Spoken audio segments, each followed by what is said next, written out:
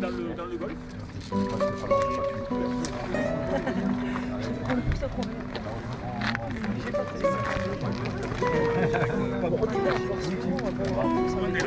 Alors le départ il est à 6h03 précisément, parce qu'initialement la Miguel, elle était organisée le jour le plus... Enfin la nuit la plus courte de l'année, donc elle a été organisée vers le 21 juin, le week-end le plus proche du 21 juin. Et donc on s'était dit qu'en partant au lever du soleil, on avait espoir qu'un jour un groupe de coureurs performeurs pourrait rentrer avant le coucher du soleil. Sachant que le coucher du soleil est vers 21h30, le lever est à 6h. Donc nous on pense, et on pense toujours d'ailleurs, que 15h, 15h30 sur une Miguel c'est possible. Ah, chaud. On va essayer en fait. On est là, c'est la quatrième. Quatrième ? Ouais, on va essayer de monter la quatrième et puis toujours avec la même énergie, la même bonne humeur et puis voilà, avec l'équipe. Mais pour s'amuser donc. Exactement.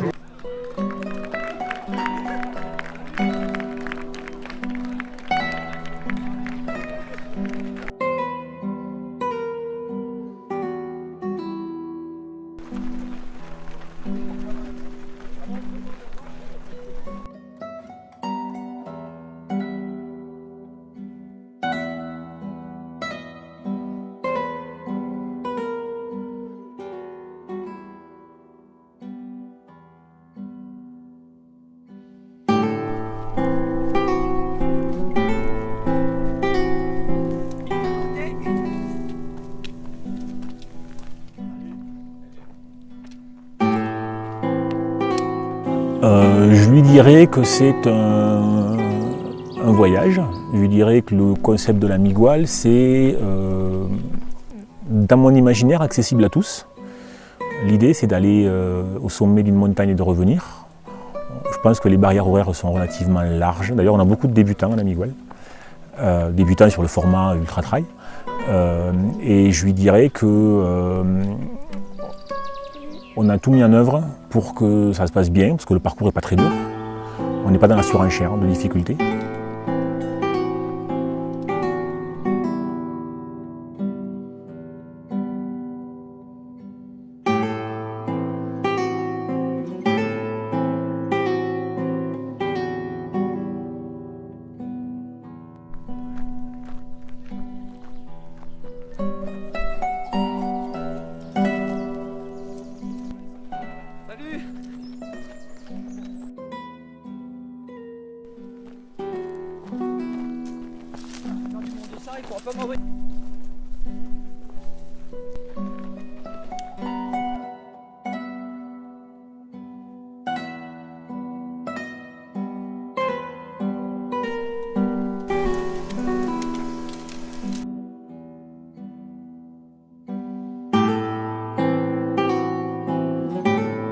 Je crois que sur chaque Miguel, sur vraiment chaque édition de la Miguel, on a eu des choses absolument incroyables. La première édition, il y a un des concurrents qui a reçu un coup de fil au sommet du Monte Gual. Il a reçu un coup de fil perso pour lui dire qu'il était grand-père. La deuxième édition, la météo était dantesque. Hein. On a dû faire rentrer les coureurs par des parcours de repli, il y avait la neige, enfin, c'était terrible. Voilà, chaque édition, il y a eu des choses totalement improbables. Il y a eu, je crois que la troisième édition, il y a des coureurs belges qui sont venus avec, comme la tradition c'est d'amener une bière au départ, Ils sont venus avec une bière qui devait faire 20 litres et on l'a partagée avec tous les coureurs à l'arrivée. Voilà, donc chaque édition, il se passe quelque chose à la Miguel. Voilà, quelque chose de totalement inattendu.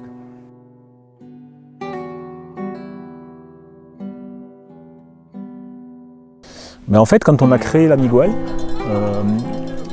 bon, déjà, si on voulait rester sur un GR, il fallait faire un aller-retour. On n'avait pas le choix. Et moi, j'avais le souvenir des 100 km de Millau, où il y a une partie du parcours qui est sur route, mais qui a une partie du parcours qui est en aller-retour. Et en fait, tu n'y penses pas du tout, parce que tu vois le parcours différemment, à des heures différentes, tu le vois dans l'autre sens. Tu croises les coureurs, c'est extrêmement cool de retrouver des coureurs que tu as perdus quelques heures avant. Et au final, ça se confirme, c'est qu'il n'y a personne qui s'est demandé, qui nous a dit aller-retour c'est nul. Parce que voilà, les 30 premiers kilomètres, ils vont les faire au petit matin le samedi et il fait frais, il fait chaud. Et ils vont les refaire dans la nuit au retour, c'est tout à fait différent. Tout à fait différent.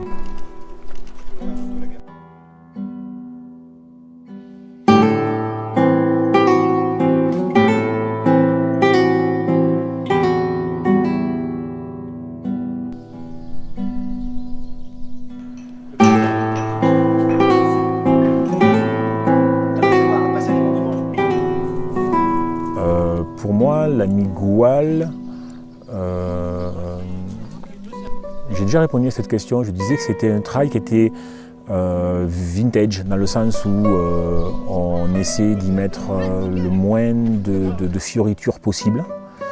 Mais je me demande si justement le trail, dans quelques années, va pas ressembler à ça, parce qu'on se rend compte que le surbalisage, le surravitaillement, la surassistance, peut-être que dans le trail, c'est pas tellement cohérent, quoi. Donc,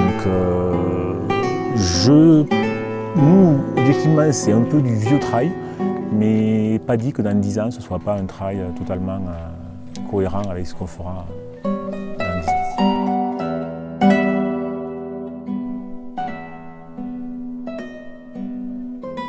Ouais, ça va, on s'est refait un peu là. Et un monsieur il s'est trompé, il fait photo dans l'autre sens, regarde. Salut.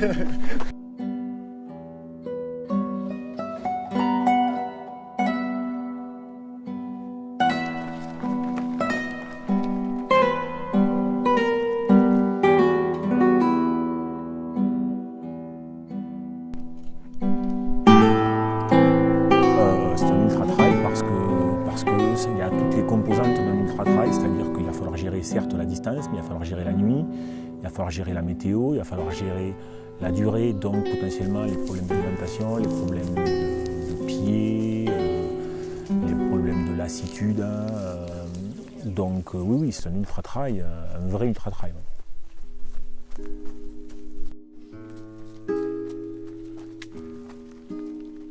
Écoute, on continue l'aventure.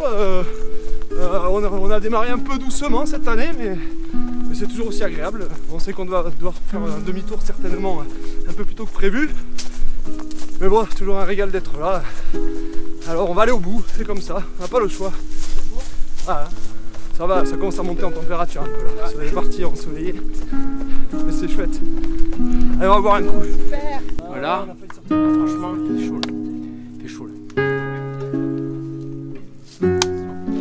Enfin, on connaissait, on s'est déjà trompé 2 fois.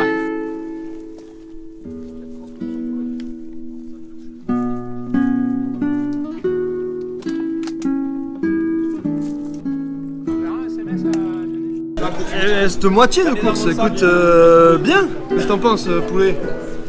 Oui, là c'est bien. Vu la forme du moment, franchement, c'est même très bien. C'est même bien qu'on soit là et dans l'état où on est. Franchement. On va partir serein et puis on va... Ouais.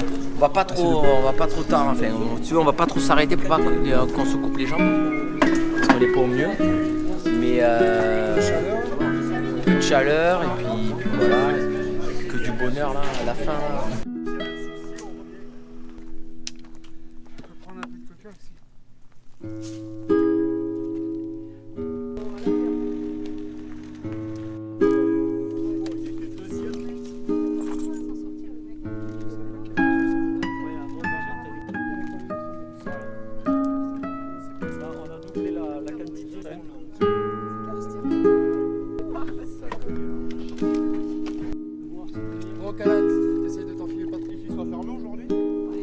ouais.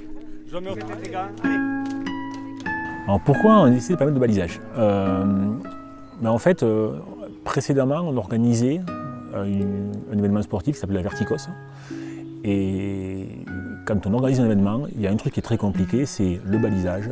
Ça nécessite donc du coup beaucoup de main-d'œuvre, ça nécessite aussi un ouvreur, un fermeur, un débaliseur, un truc qui était très compliqué. Et en fait, le jour où l'idée de la Miguel est née, on s'est dit comment on monte à l'Égual, on monte par le GR. Et le GR 62 exactement, c'est un balisage, quoi. Il existait déjà. Voilà. Et donc c'est parti de là. On a dit, puisqu'il y a un balisage existant, on ne va pas rajouter de balisage.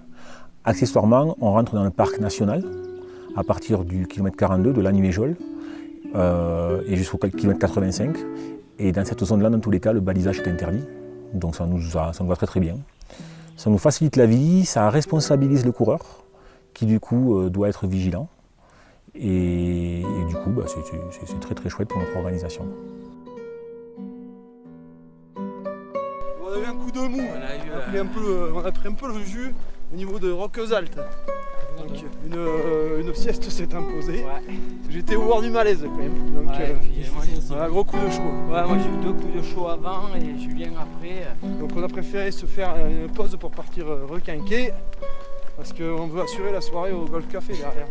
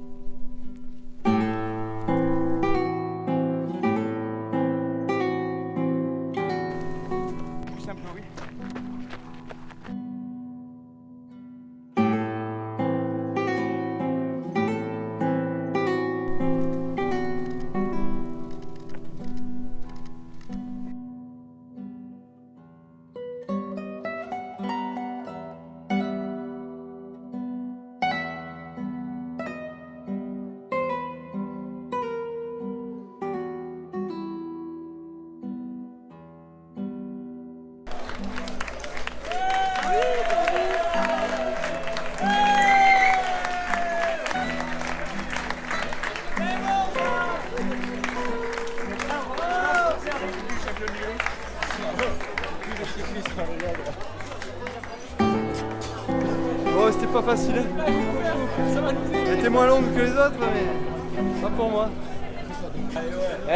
Il y a de la surface pour écrire bien droit.